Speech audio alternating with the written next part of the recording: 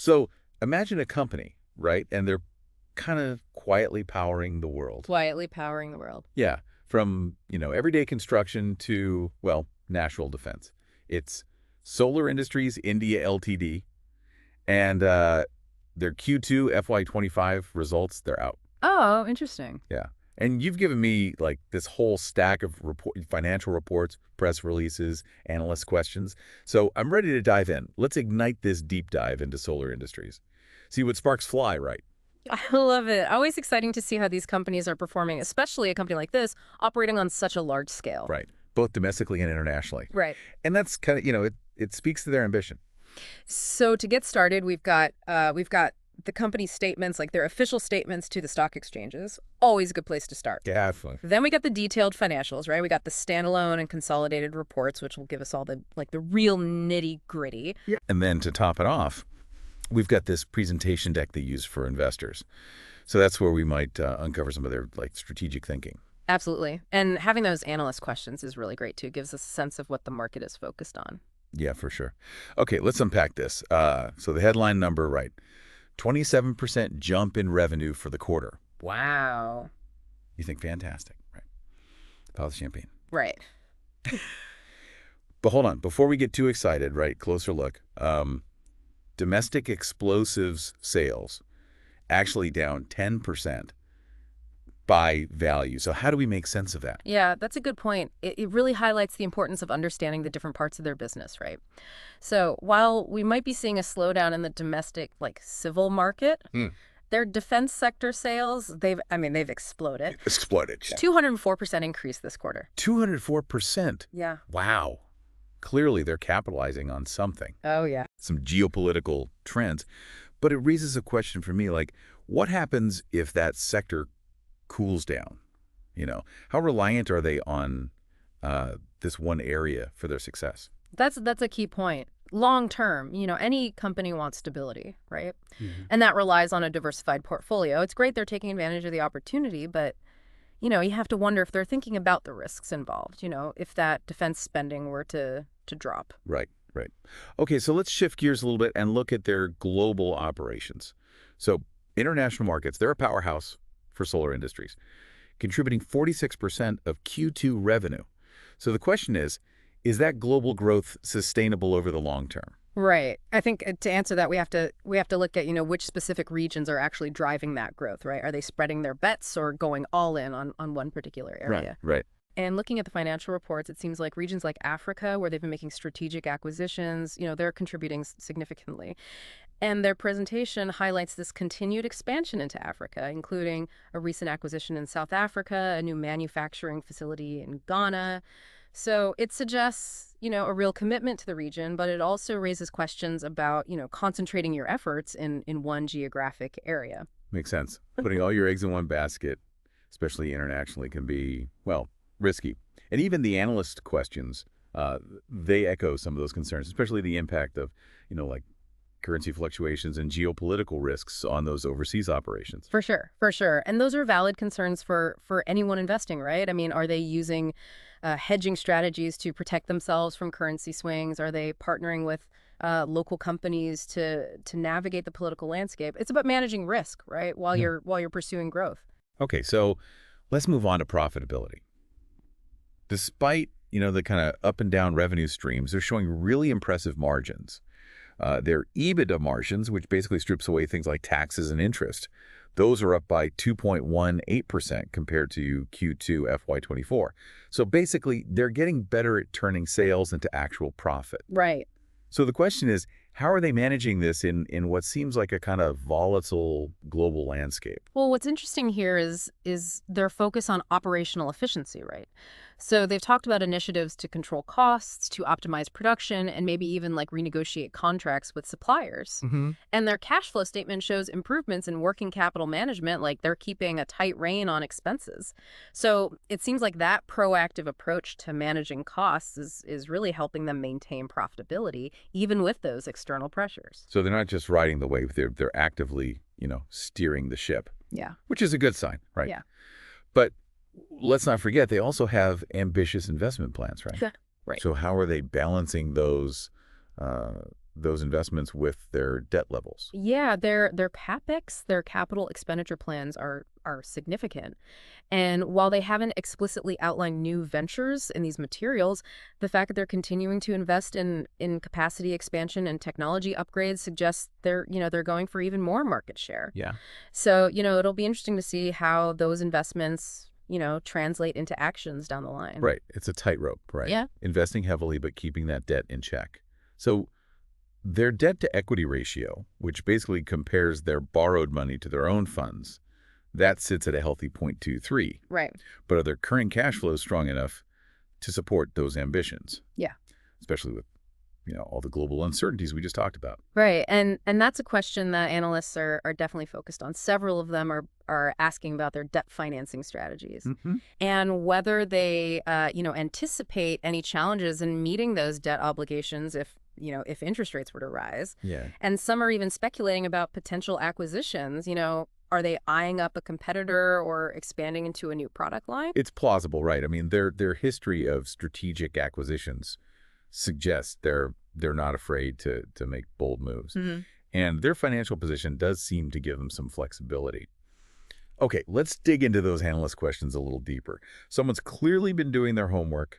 We've got questions on everything from revenue drivers to the outlook for the second half of FY25, and even a question about sustainability, which is interesting because that's noticeably absent from Solar Industries' own materials. Yeah, it's a really comprehensive list, and it's interesting because these questions often highlight those nuanced aspects that investors are really looking at. Sometimes they reveal blind spots. Blind spot. Yeah, in the company's communication. Things that they might not be emphasizing, but are actually crucial to understanding their performance and their long-term prospects. I see. So, for example, one question is specifically about the performance of their initiating systems division, which is that's a smaller part of their business, but it has been, showing consistent growth. Maybe it's like a hidden gem in their portfolio. Should we dig into that a little bit more? Definitely worth exploring. Sometimes, if we only focus on the headline numbers, we miss those smaller but potentially significant growth areas. Another one that jumps out to me is about their working capital management, particularly how they've managed inventory levels and receivables in this, challenging economic environment. So investors are paying close attention to that operational efficiency and their financial prudence. They want reassurance that, Solar Industries is navigating these choppy waters, Yeah. effectively. It does make you wonder, though, how much of this positive picture we see is due to clever management versus just being in the right place at the right time. Right. I mean, attributing success solely to internal factors can be misleading. Right. External factors like those defense contracts we talked about, they definitely play a role. Yeah. It's all about understanding the interplay between, a company's actions and the environment, that they're operating in. Okay, speaking of external factors, there's a question about any unexpected changes in market conditions. So things that might have affected their Q2 performance. This could be anything, right? Like regulatory changes, shifts in consumer demand, things that are kind of beyond their control. Exactly. Yeah. Even the best management team can't, predict or control everything. Right. So understanding those external factors is crucial for any investor, really. Okay, let's tackle a big one. Global economic factors. So how is inflation impacting their results? I mean, we know they've, implemented those cost control measures. Yeah. But is that enough to offset rising prices for their raw materials? Well, I think it's a question of degree, right? You can't escape the effects of inflation completely. They're likely facing those increased input costs. And even with the cost control measures, it could put pressure on their margins, if they can't pass those costs on to their customer. Right. And then there's the supply chain issues, right? The analyst questions specifically mention the impact of supply chain disruption. So we got to address that. Are they experiencing delays? Are they having trouble getting raw materials? How are they mitigating that risk? Well, the financial statements don't quantify the precise impact, but, from their commentary, we can kind of infer that it's likely contributing to those fluctuations we're seeing in their revenue and their margins. Their investor presentation does mention that they are exploring alternative sourcing options. Oh. And building stronger relationships with key suppliers. So that's one way to ensure a steady supply of materials. So it's good to know that they're being proactive, Mm. but with, the global economic outlook still uncertain, those challenges could intensify. Oh, And absolutely. that makes it hard to predict, whether they can hit those ambitious growth targets. For sure. And you see that uncertainty reflected in the analyst questions as well. Several of them are asking about the company's outlook for the second half of FY25. How are they going to navigate these challenges and keep that growth going? Right. One question specifically asks about, how they're aligned with their overall business strategy for FY25. Are they on track to meet those goals? Mm. Or had they had to adjust course because of these unforeseen circumstances? Right, right. It's a crucial question. We need to examine whether their current performance is in line with that long-term vision, or if they've had to, make significant changes because of how the market's, playing out. Right, right, right. And their presentation does acknowledge the challenging global economic environment, but they still say they're committed to those strategic priorities, Okay. which include, that international expansion, investing in innovation, and driving operational excellence. So it sounds like they're sticking to the plan, Hmm. but, with a cautious eye on the horizon. Now, before we move on, there's one question that really, really caught my eye. And it's about the role of sustainability in their financial performance and their future plans. Okay. What are your thoughts on this, especially given that, there's no detailed information in the materials that they provided? Right. I mean, it's a very relevant question, especially given the nature of their business, right? Explosives manufacturing, it inherently has environmental and social impacts. Investors are really looking at companies' ESG performance, environmental, social, and governance, Hmm. and that can have a real impact on their financial health and their reputation. But here's the thing. There's practically no mention of sustainability in any of their materials. It's almost like an afterthought. Is this a blind spot we need to highlight? It's definitely worth exploring further. While the financials might look good, on paper, this lack of transparency on sustainability could signal potential risks down the line. Investors are looking for companies that are not just profitable, but also responsible, sustainable in the long term. So, a potential red flag, but not necessarily a deal breaker. Maybe they're actively engaged in sustainability initiatives, but they just haven't communicated them effectively. We'll definitely keep this in mind as we continue our deep dive.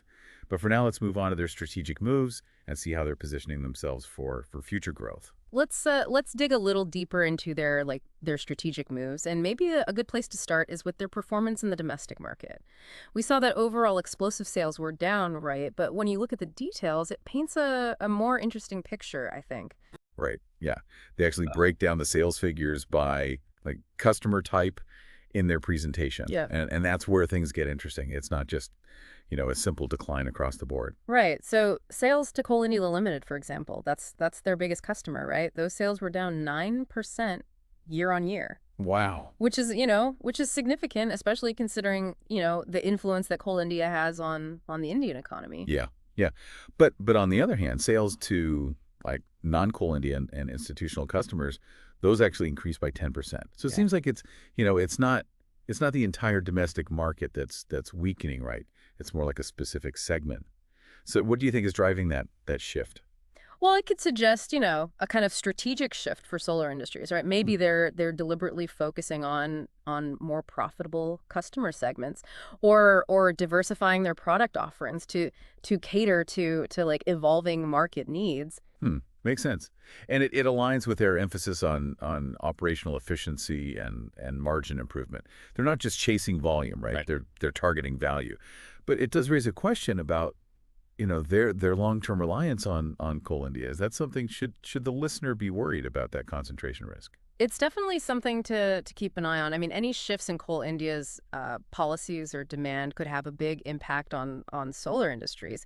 However, it's worth noting that, despite that decline in Coal India sales, their overall order book remains strong. It's over 57 billion rupees. Wow. So that's a pretty healthy pipeline for future growth, which suggests they're not, overly reliant on any single customer. Okay, so it sounds like, the dip in the domestic market is more about strategic repositioning than a sign of like fundamental weakness. Yeah, I think so. They're adapting to the market rather than, you know, being swept away by it.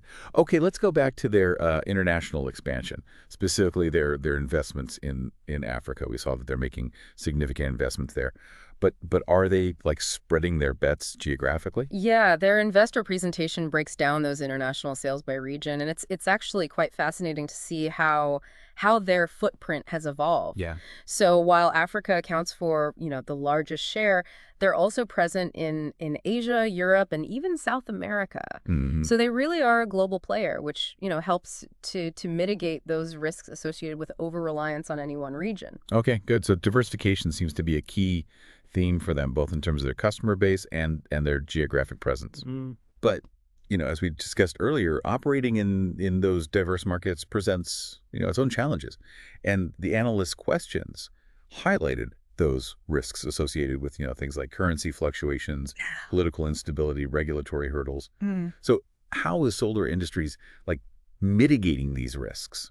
Well, they're using a multi-pronged approach. So hedging against currency fluctuations, that's a pretty standard practice for companies with a lot of overseas operations, right? It helps to smooth out that volatility in their earnings. Hmm. To address the political risks, they're leveraging those strategic partnerships and local expertise Okay. by working closely with local partners and really understanding the nuances of each market. They can try to minimize their exposure to political volatility. So it sounds like they're taking a calculated approach, right? Yeah. Balancing that pursuit of growth with the inherent risks of expanding internationally. But can they actually sustain these investments and navigate these risks without jeopardizing their profitability? Especially with all that debt they've taken on to fund these acquisitions. Yeah, that's a crucial question, and it's one that the analysts are really focused on. So, while their debt to equity ratio is still relatively low, they have leveraged debt to fuel that expansion, Right. and that naturally adds financial risk to their profile. Right, right. And some of the analyst questions, they reflect that concern. One specifically asks about their debt covenants, which are, those are basically the rules that lenders impose on borrowers to protect their investments. Right. So they want to know if there are any limitations on their borrowing capacity, which, could restrict their ability to make future acquisitions or investments. Yeah, and another question focuses on their interest coverage ratio, which is, it's a key metric for assessing their ability to meet those Right. those interest payments. Hmm. Even if interest rates were to rise. So a strong interest coverage ratio, Hmm. it provides a buffer against those potential economic shocks, and it reassures investors that the company can manage that debt burden effectively. Okay, so while their debt levels seem manageable right now, Yeah. it's something investors should definitely keep an eye on, Mhm. especially given all the uncertainty in the global economy. Now, shifting gears back to profitability, their ability to generate strong cash flows is really essential to service that debt. Yeah. And to fund those ambitious growth plans. So how sustainable are those impressive profit margins they've been delivering? Well, their commitment to operational efficiency, which we talked about earlier, is really central to their profitability. So they've implemented these initiatives to reduce waste, to improve energy efficiency, and optimize those production processes. And this proactive approach is reflected in their financial performance, All right. and it's likely to contribute to their long-term profitability as well. That's good news. It suggests that they're not just cutting corners to boost margins in the short term, but actually building a foundation for sustainable profitability. Yeah, exactly. And that focus on operational excellence, it aligns with that growing emphasis on sustainability in the industry. Hmm. So customers are increasingly demanding explosives that are safer, more efficient, and have a lower environmental impact. And this kind of brings us back to that lingering question about their sustainability practices. Right, right. The elephant in the room. Despite the analyst question specifically asking about it, there's really no concrete information about their ESG initiatives or performance in any of the materials they provided, Right. which is concerning, right? Considering how important investors, are placing on ESG factors these days. Mm. Should we interpret this silence as a lack of action on their part? Well, it's certainly a red flag. Yeah. But, it's important not to jump to conclusions. Yeah. It could be an oversight in their communication, or or simply a reflection of, where they are in their ESG integration. Maybe they are actively engaged in sustainability initiatives, but they just haven't formalized their reporting or communication strategies yet. So should the listener, you know, be digging deeper into their ESG disclosures or reaching out to the company directly for more information? What would you recommend? I think that's a smart move, yeah. Yeah. Engaging with the company directly, seeking clarification on, their sustainability performance, their goals, their strategies. I mean, that can provide valuable insights that, you're not going to find in these materials. Yeah. Sometimes the most important information isn't what's, explicitly stated, it's what's missing or unclear. Yeah, exactly. Okay. Now, before we get to the competitive landscape, there's one other aspect we haven't really touched on, and that's their people. All this talk about growth and financials, but very little mention of, the workforce behind it all. Right.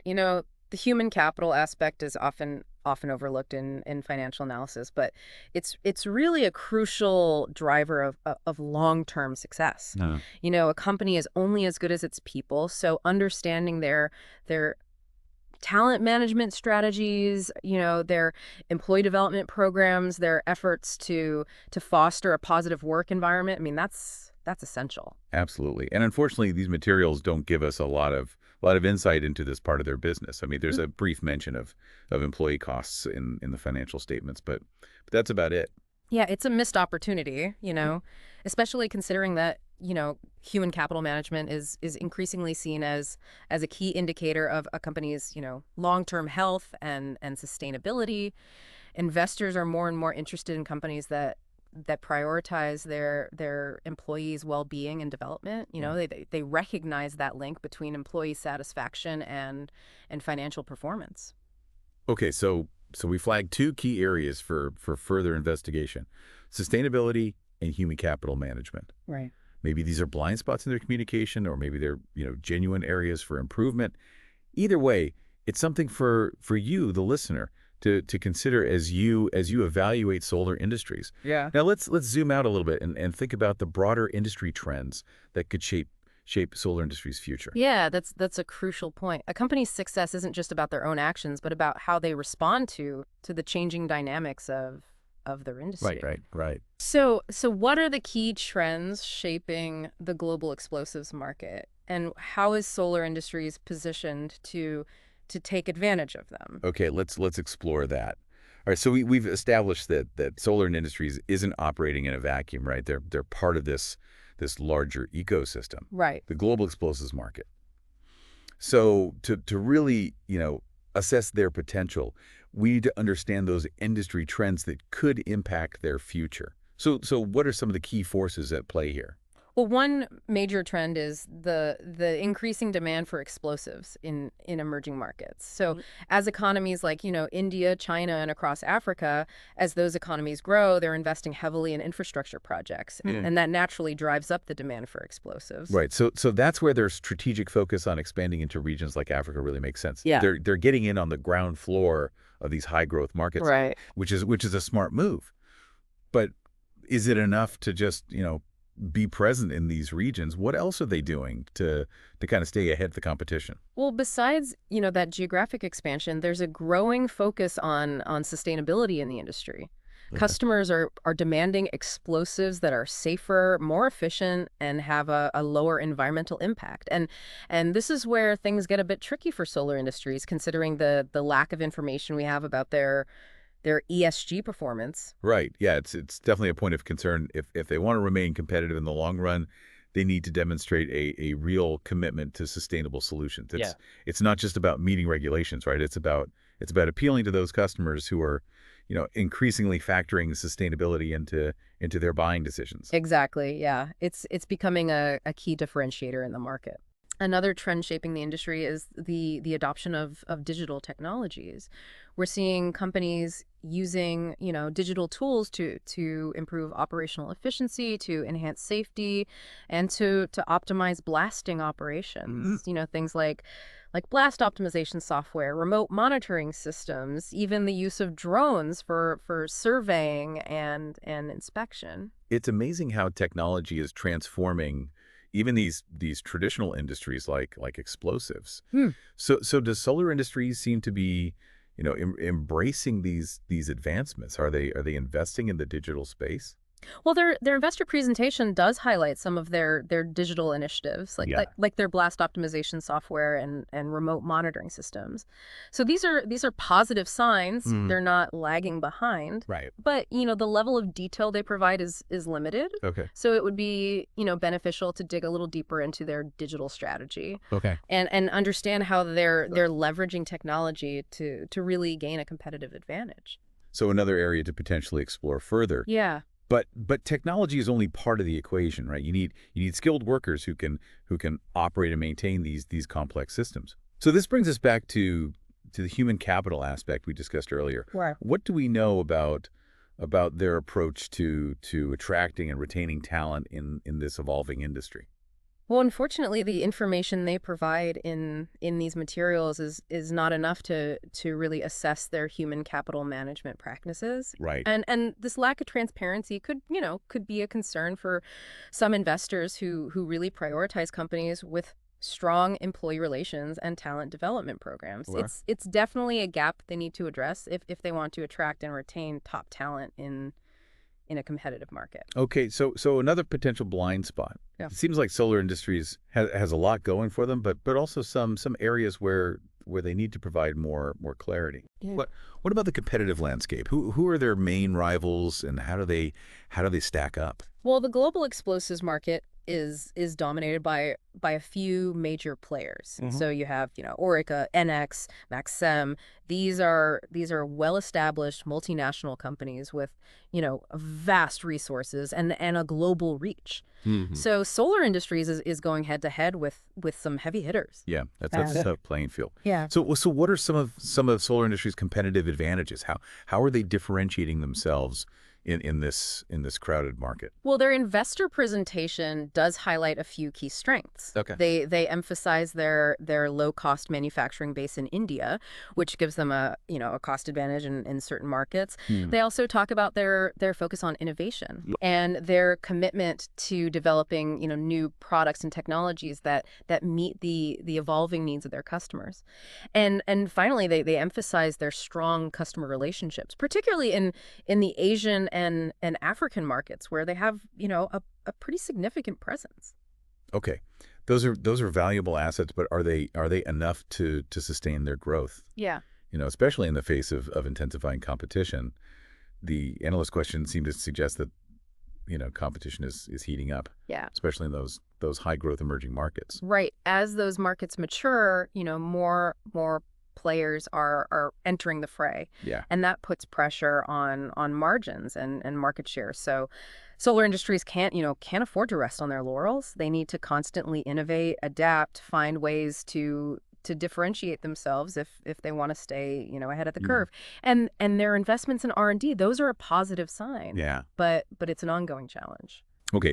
So they're facing some stiff competition, but they seem to be, equipped to handle it, at least for now. Mm. But let's not forget about those external factors that are beyond their control. Right. The macroeconomic environment we talked about earlier. We touched on inflation and supply chain disruptions, but there's also, geopolitical risks and regulatory changes to consider.